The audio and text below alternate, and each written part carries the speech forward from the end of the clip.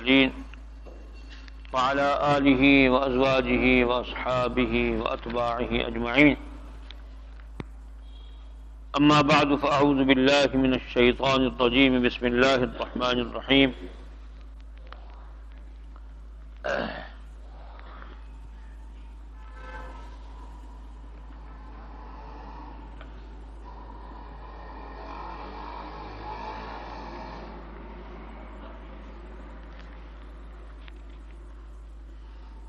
أعوذ بالله من الشيطان الرجيم. بسم الله الرحمن الرحيم.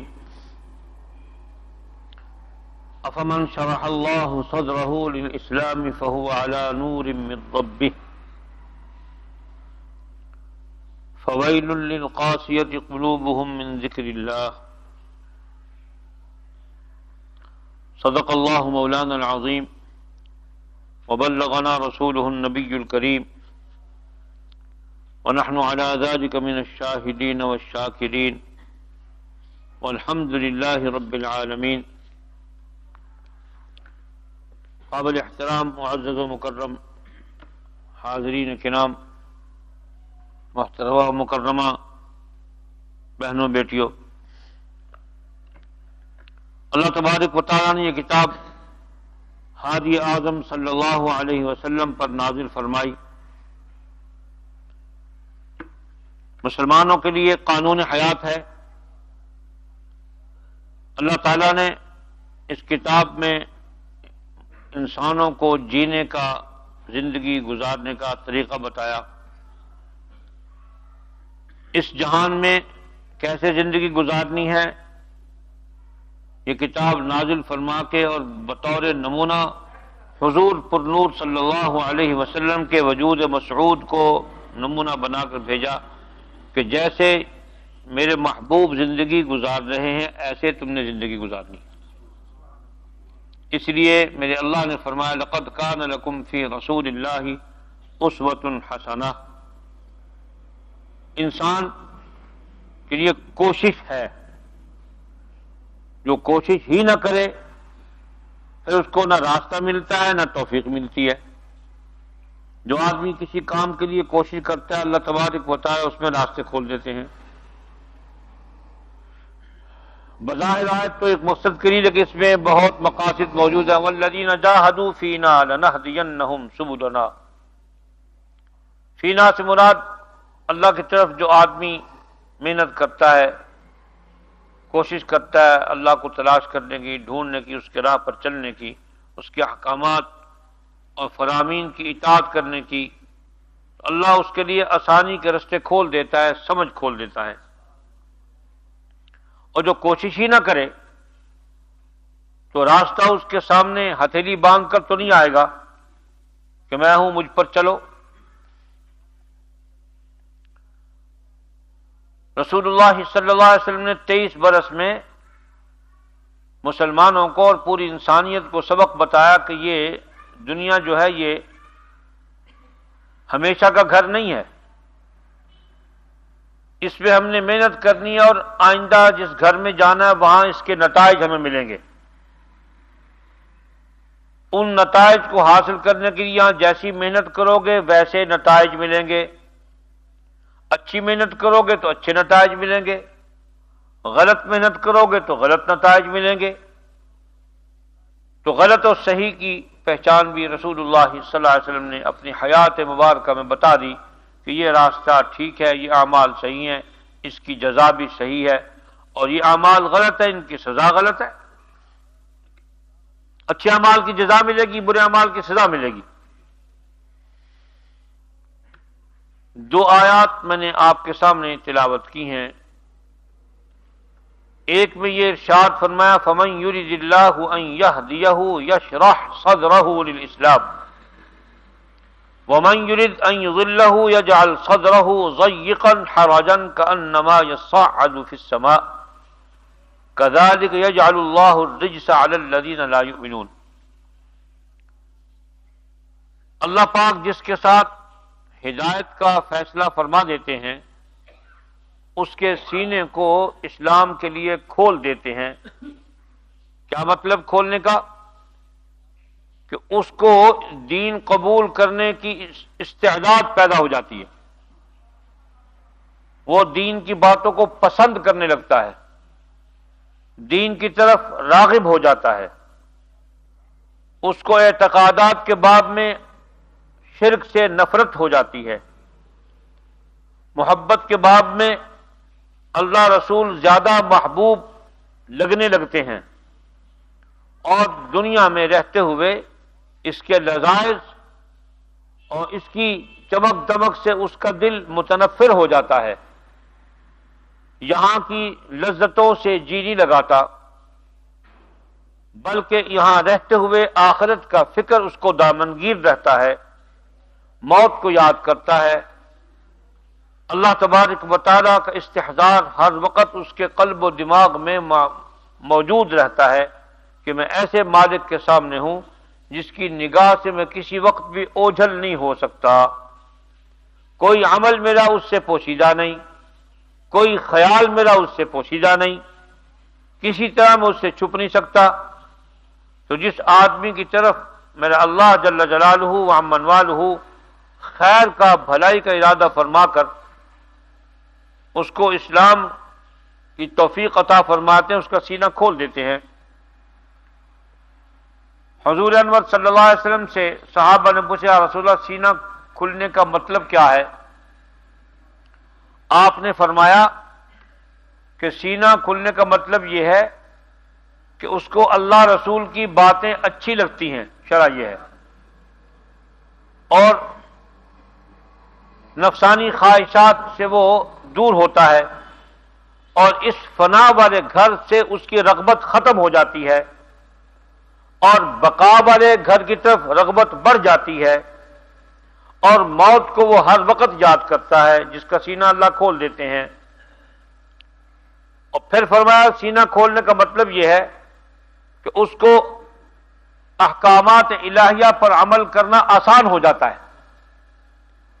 جس آدمی کا سینہ کھل جائے اس کو احکامات الہیہ پر عمل کرنا آسان ہو جاتا ہے، وہ دین سننا پسند کرتا ہے، دین پر عمل کرنے کی طرف دوڑتا ہے، اس کی کوشش ہوتی ہے کہ جتنا زیادہ سے زیادہ دین پر عمل کر سکوں۔ اور پھر فرمایا وَمَن يُرِدْ أَن يُضِلَّهُ يَجْعَلْ صَدْرَهُ ضَيِّقًا حَرَجًا كَأَنَّمَا يَصَّعَّدُ فِي السَّمَاءِ، اور جس کے ساتھ اللہ بھلائی کا ارادہ نہیں فرماتے، وہ پوری کوشش کے باوجود دین پر عمل کرنے کی توفیق اس کو نصیب نہیں ہوتی۔ اس کی مثال میرے اللہ نے یوں دی ہے کہ جیسے کوئی آدمی آسمان پر چڑھنے کی کوشش کرے، تھک کر گرے گا، اور وہ مشقت اس سے برداشت نہیں ہو سکے گی۔ ضیقا حرجا کانما یصعد فی السماء، سیڑھی لگا کے چڑھتا چڑھتا ہم جائے گا، منزل پر نہیں پہنچے گا۔ فرمایا ایسے ہی اس آدمی کا حال ہے، وہ اس دنیا میں رہتے ہوئے جب اللہ اس کی طرف بھلائی کا ارادہ نہیں فرماتے تو اس کو دین کی کوئی بھلائی کی بات اچھی نہیں لگتی۔ تجربہ کر لو، جو آدمی حرام کھانے کا عادی بن جائے اس کو حلال والی بات اچھی نہیں لگتی، حلال رزق اچھا نہیں لگتا۔ جس کو حرام کھانے کی عادت پڑ جائے اس کو اپنی حلال کی بیوی اچھی نہیں لگتی۔ جس کو گندگی میں رہنے کا ہر وقت ذوق شوق پیدا ہو جائے اس کو باغ میں پھولوں کی خوشبو اچھی نہیں لگتی۔ بدبو متعفن لاشوں میں پھرنے والا آدمی گلستاں میں بیمار ہو جائے گا۔ اور اسی طرح بدی میں انتہا کرنے والے آدمی کو کبھی بھی بھلائی کی بات اچھی نہیں لگے گی۔ جو لوگ رات دن نغموں میں، ناچ گانوں میں، فواحشات و منکرات میں مبتلا رہتے ہیں، ان کو قرآن کی آواز اچھی نہیں لگتی، ان کو اذان کی آواز اچھی نہیں لگتی، ان کے سامنے بھلائی کی بات کرو گے دل اکتا جاتا ہے ان کا۔ بہت محنت کے بعد اللہ پاک کا فضل ہو جائے تو اس کی اندر کی کایا پلٹ ہو جائے محنت کے بعد، ورنہ اس ماحول کا آدمی اچھی بات کو سننا پسند نہیں کرتا، اس لیے کہ اللہ نے اس کی طرف بھلائی کا بھی ارادہ نہیں فرمایا۔ اس کیفیت سے پناہ مانگنی چاہیے کہ کہ اللہ ہمیں اپنی پناہ میں رکھ لے۔ بہت بہت خطرناک بات ہے کہ آدمی اللہ کا بندہ ہو کر، نبی علیہ الصلوۃ والسلام کا امتی ہو کے، اس ہدایت نامے کی موجودگی میں اللہ کی نظر کرم، نظر رحمت اس کی طرف بھلائی کی متوجہ نہ ہو۔ اس سے بڑی بدبختی اور بدنصیبی کیا ہو سکتی ہے؟ ایسے ہی سمجھو کہ ماں باپ اگر اپنی اولاد کی طرف محبت اور استاد اپنے شاگردوں کی طرف الفت کی نگاہ نہ رکھے، ایسے ہی کوئی سردار اپنی رعایا کی طرف، کو بادشاہ اپنی رعایا کی طرف الفت کی نظر نہ رکھے، تو وہ رعایا تباہ ہو جائے گی، وہ شاگرد ناکام ہو جائے گا، وہ شیخ کے پاس بیٹھنے والے وہ لوگ جو اس سے تعلق رکھتے ہیں وہ اس سے فیض یاب نہیں ہو سکیں گے جب تک کہ اس کی اطاعت میں نظر رحمت کے مستحق نہیں بن جاتے۔ دوسری جگہ فرمایا افمن شرح اللہ صدرہ للاسلام فہو علی نور من ربہ، اللہ اکبر، اللہ پاک جس کا سینہ کھول دیتے ہیں اس میں ایک نور داخل ہو جاتا ہے، اور اس نور کے داخل ہونے سے اس کا سینہ وسیع ہو جاتا ہے کہ اس کے اندر دین پر چلنے کی استعداد پیدا ہو جاتی ہے اور دین پر عمل کرنے کا شوق و ذوق پیدا ہو جاتا ہے۔ اور فویل للقاسیۃ قلوبہم من ذکر اللہ، افسوس ہے، ہلاکت ہے ان لوگوں کے لیے جن کا دل سخت ہے، وہ اللہ کی طرف رجوع کرنے والے نہیں بنے، وہ نبی علیہ الصلوۃ والسلام کی سنتوں کو زندہ کرنے والے نہیں بنے، بدعتوں میں مشغول ہو گئے، شرک میں مشغول ہو گئے، دنیا کی لہو و لعب میں مشغول ہو گئے۔ انما الحیات الدنیا لعب و لہو و زینت و تفاخر بینکم و تکاثر فی الاموال والاولاد، اولاد کی تربیت میں مشغول ہو گئے، مکانات کی تعمیر میں، جائیداد بنانے کی تعمیر میں، زراعت میں، فیکٹریوں میں اقتدار لینے کے فکر میں لگے رہے۔ اللہ تبارک و تعالیٰ نے ان کے دل میں ٹیڑھا پن پیدا کر دیا ہے، پھر ان کو اللہ کی آواز بھی اچھی نہیں لگتی۔ اب اسمبلی میں جا کے قرآن کی بات کرو، ہاں مولوی صاحب قرآن بڑی مقدس ہے، ہم جمہوریت کی بات کرتے ہیں۔ کسی وزیر کو، کسی سفیر کو، کسی بڑے آدمی کو یہ کہہ دو اس دور میں کہ تم بھئی اسلام نافذ کو، اور جناب مولانا اسلام ہم مانتے مسلمان ہیں، وہ پرویز خبیث بھی کہا کرتا تھا ملعون کہ میں بہت اونچا مسلمان ہوں، بہت اچھا مسلمان ہوں، تم سے بہتر مسلمان ہوں، مولوی سے اچھا مسلمان ہوں۔ یہ مسلمانوں کی علامت، اس نے 3000 بچیوں کو مروایا، 12000 بچیوں کو سڑک پر ننگا دوڑوایا، یہ اچھے مسلمان ہونے کی علامت ہے۔ اور وہ کانٹے بو گیا کہ اب 8 برس کے کانٹے بوئے ہوئے پاکستان پتہ نہیں رہتا ہے کہ نہیں رہتا، دنیا ہٹتے تک وہ کانٹے نہیں نکلتے، ایسے خطرناک کانٹے بو گیا ہے۔ ایسا خسیس انسان، ایسا بدبخت انسان، مسلمانوں کا دشمن یہودیوں میں بھی پیدا نہیں ہوا جتنا یہ ہے۔ تو اللہ فرماتے ہیں فویل للقاسیۃ قلوبہم من ذکر اللہ، ایسے لوگ جن کے دل سخت ہو گئے ہیں، اللہ کی نظر رحمت ان کی طرف متوجہ نہیں ہوئی، ان کو دین کی بھلائی کی بات اچھی نہیں لگتی۔ گانا سن رہے ہیں، وہاں جا کے قرآن پڑھنا شروع کرو، کہیں گے اور یار کی ساری محفل خراب کر دیتی ہو، آگے مسیح جا کے پڑھ۔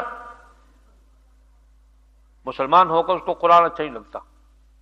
اور مومن کی صفات بہت بیان کی ہیں، اکثر سناتا ہوں اس آیت کو، اللہ پاک نے مومن کی صفت یہ بیان کی ہے، انما المؤمنون الذين اذا ذكر الله وجلت قلوبهم واذا تليت عليهم آياته زادتهم ایمانا۔ مومن کی علامت یہ ہے کہ جب اس کے سامنے اللہ کا ذکر کیا جائے تو اس کا دل ہلتا ہے، ڈرتا ہے خدا سے۔ وہ فویل للقاسیۃ قلوبہم من ذکر اللہ، اور جس کا دل سخت ہو جائے، آخرت کے فکر سے وہ بیگانہ ہو جائے، اللہ رسول کی حیا اس میں ختم ہو جائے، نہ اس کا دل ہلتا بلکہ وہ پتھر ہو جاتا ہے، پتھر، کوئی چیز اثر نہیں کرتی اس پر۔ اور جب اس کے سامنے قرآن پاک پڑھا جائے، دین کی باتیں کی جائے، اس کا ایمان بڑھتا ہے۔ یہ علامت ہے مومن کی، اللہ ہمیں ان میں سے بنا دے۔ تو خلاصہ یہ ہے کہ اللہ تبارک و تعالیٰ جس کی طرف ہدایت کا خیر کا ارادہ فرماتے ہیں، ہدایت کا معنی ہمیشہ عرض کرتا ہوں، علماء نے مختلف معنی کیے ہیں، سب سے عمدہ اور آخری معنی جو ہے وہ یہ ہدایت کا معنی ہے منزل کا وہ راستہ جس پر مقصود موجود ہو، اور مسلمانوں کی منزل اللہ کی رضا ہے، مقصود اول، سب سے پہلی کیا چیز ہے؟ اللہ کی رضا، اور یہ قرآن پاک نے وہی راستہ بتایا جو اس کی رضا کا راستہ ہے. تو اللہ فرماتے جس کو میں اپنا راستہ دکھانے کا ارادہ کر لوں، فمن یرید اللہ ان یہدیہ یشرح صدرہ للاسلام، جس کو میں اپنا راستہ دکھانے کا ارادہ کر لوں پھر اس کا سینہ میں کھول دیتا ہوں، اس میں وسعت پیدا ہو جاتی ہے. اس کا یہ مطلب نہیں کہ وہ 2 فٹ ہے تو 5 فٹ ہو جاتا ہے، یعنی اس کے اندر استعداد پیدا ہو جاتی ہے دین سمجھنے کی، دین پڑھنے کی، سمجھانے کی، اللہ کے نور کو سمانے کی، اس کے اندر استعداد پیدا ہو جاتی ہے، کھل جاتا ہے. اور جس کو اللہ پاک رحمت کے ارادہ نہ فرماوے پھر وہ گمراہ ہو جاتا ہے، خدا کی راہ سے بھٹک جاتا ہے، اور پھر وہ کوشش بھی کرے تب بھی ٹکرے مار کے اس کو راستہ نہیں ملتا. جیسے مثال اللہ نے خود دی ہے، حاجن کانما یصعد فی السماء، آسمان پر سیڑھی لگا کے چڑھے گا نہیں پہنچ سکے گا. ایسے ہی وہ آدمی جو راستے سے بھٹک گیا اور راستوں سے خدا کو تلاش کرنے لگ گیا، اس کو منزل نہیں ملے گی. تو یہاں فرما دیا افمن شرح اللہ صدرہ للاسلام فہو علی نور من ربہ، جس کا اللہ پاک سینہ کھول دیتے ہیں اس میں نور داخل ہو جاتا ہے. کچھ اعرابی لوگ، دیہاتی لوگ مسلمان ہو گئے تھے اور وہ یہ کہنے لگ گئے کہ ہم مومن ہو گئے ہیں. اللہ تبارک و تعالی نے مومن کا، مسلمان کا، منافق کا، کافر کا، مشرک کا فرق بیان کیا ہے. کافر کی کیا حیثیت ہے، منافق کی کیا حیثیت ہے، اس کی علامات حدیث میں بھی ہیں، قرآن میں بھی ہیں. مشرک کی علامات کیا ہے، سزا کیا ہے، یہ سب چیزیں اللہ نے بیان فرما دی. اسی طرح مومن اور مسلمان میں بھی فرق میں اللہ نے بتا دیا کہ مومن کون ہے. یہ کمال ڈگری ہے، اونچا درجہ ہے مسلمانوں کا. آدمی مسلمان ہونے کے بعد ایمان کے درجات پر بڑھتا بڑھتا بڑھتا بڑھتا اس مقام پر پہنچ جاتا ہے، نبیوں سے نیچے، صحابہ سے نیچے، اس مقام پر پہنچ جاتا ہے جہاں پھر وہ اللہ کے سوا ہر چیز کو بھول جاتا ہے. اللہ کے سوا ہر چیز کو بھول جاتا ہے. ایک صاحب کا واقعہ لکھا ہے کہ حاجی امداد اللہ صاحب مہاجر مکی رحمۃ اللہ علیہ کے پاس ایک آدمی گیا، بزرگ آدمی سے کہا حضرت جی کئی دن سے میں حرم شریف حاضر نہیں ہو سکا، میں اپنی بیماری کی وجہ سے وہی نمازیں پڑھتا رہا ہوں اور جناب میں اب حاضر ہوا ہوں، میں دعا فرما دیں. وہ صاحب بیٹھی تھے، حضرت نے فرمایا دیکھو بھائی، جب اللہ نے چاہا تم آ گئے ہو، جب اس نے نہیں چاہا تم نہیں آئے ہو. تمہیں وہاں رہ کر اطاعت کرنے کا حکم رہا، تم وہاں اطاعت کرتے رہے ہو، اب تم یہاں آ گئے ہو تو تمہیں یہاں اطاعت کرنے کا حکم ہو گیا. تو پھر فرمایا ابھی تم عابد بنے ہو، عارف نہیں بنے ہو. ابھی تم عابد بنے ہو، آدمی عابد تو بن جاتا، 5 وقت نمازیں پڑھنے شروع کر دے، حرام سے بچے، حلال اختیار کرے، نوافل پڑھنے شروع، لیکن معرفت الہیہ کا حصول وہ بڑی جان جوک ہو کام کہیں جا کے ملتا ہے پھر وہ. تو ایسے ہی اسلام تو کلمہ پڑھ لیا، اشہد ان لا الہ الا اللہ و اشہد ان محمد عبدہ ورسولہ، لا الہ الا اللہ کہہ لیا، اسلام میں داخل ہو گیا. اب وہ اس کو محنت کر کے ایمان کی وہ مختلف درجات ملنے شروع ہوں گے. مومن کامل تو موت کے وقت ہی بنے گا جب اس کو ایمان پر موت آ گئی. تو قرآن نے کہا ہے ان بدویوں سے کہ تم نے اپنے آپ کو ابھی سے مومن کہنا شروع کر دیا. قالت الاعراب آمنا قل لم تؤمنوا ولكن قولوا اسلمنا. یہ دیہاتی لوگ کہتے ہیں ہم مومن ہو گئے. اللہ نے فرمایا ان کو فرما دیے قل لم تؤمنوا، اپنے آپ کو مومن نہ کہو، ولكن قولوا اسلمنا، تم یہ کہو کہ ہم اسلام لے آئے. اور مومن کب ہو گئے؟ ولما يدخل الايمان في قلوبكم. اللہ اکبر. اور اس امت کا سب سے بڑا ایماندار آدمی جو ایمان کی ڈگری میں سب سے اونچا ہے وہ سیدنا صدیق اکبر ہے رضی اللہ تعالی عنہ، کہ وہ اللہ رسول کے معاملے میں ہر چیز سے بے نیاز تھے، ہر چیز سے بے نیاز تھے. سب کچھ لٹا دیا اور پھٹے پرانے کپڑے پہن کر حضور کی بارگاہ میں بیٹھے ہیں. جبریل آ گیا اللہ کا پیغام لے کے علیہ الصلوۃ والسلام، یا رسول اللہ، اللہ جبریل کو سلام فرماتے ہیں اور فرماتے ہیں اس سے پوچھو یہ اس حال میں راضی ہے کہ گھر میں کچھ بھی نہیں رہا، سب کچھ دے دیا حضور کی بارگاہ میں، اب پھٹے پرانے کپڑے پہن کے بیٹھے. چیخ نکل گئی سیدنا صدیق کی، فرمانے لگے یا رسول اللہ مجھے پیغام آیا اللہ کا، خدا کی قسم میں راضی، اس حال میں راضی. یہ ہے ایمان کی وہ اعلیٰ ڈگری جو انبیاء کے بعد ملتی ہے، اور یہ کسی میں نہیں ہے. لیکن کوشش میں آدمی لگا رہے تو کہیں نہ کہیں تو پہنچ ہی جائے گا نا. ایمان کی سیڑھیوں پر بھی چڑھ گیا تو بات تو بن گئی. تو افمن شرح اللہ صدرہ للاسلام فہو علی نور من ربہ، اللہ پاک ہمارے سینے کو نور کی تجلی گاہ بنا دے کہ ہمارے سینوں میں نور اترے اور اس کی وجہ سے ہمیں دین کی باتیں اچھی لگیں اور دین کے خلاف باتیں اچھی نہ لگیں. وما علینا الا البلاغ وآخر دعوانا الحمد للہ رب العالمین. بسم اللہ الرحمن الرحیم. اللہم صلی علی سیدنا مولانا محمد وعلی آل سیدنا مولانا محمد بارک وسلم. الحمد للہ رب العالمین والصلاة والسلام علی اشرف الانبیاء وخاتم الانبیاء والمرسلین وعلی آلہ وازواجہ واصحابہ واتباعہ اجمعین. انت ولینا فاغفر لنا وارحمنا وانت خیر الغافرین. انت ولینا فاغفر لنا وارحمنا وانت خیر الراحمین. رب اغفر وارحم وانت خیر الراحمین. اللهم انك عفو تحب العفو فاعف عنا يا غفور يا غفور يا غفور. ربنا لا تجعلنا فتنة للقوم الظالمين ونجنا برحمتك من القوم الكافرين. يا مقلب القلوب ثبت قلوبنا على دينك. اللهم مصرف القلوب صرف قلوبنا على طاعتك وطاعة حبيبك. ربنا تقبل منا إنك أنت السميع العليم وتب علينا يا مولانا إنك أنت التواب الرحيم. وصلى الله على سيدنا ونبينا ومولانا محمد وعلى آله وأزواجه وأصحابه وأتباعه أجمعين. آمين برحمتك يا أرحم الراحمين.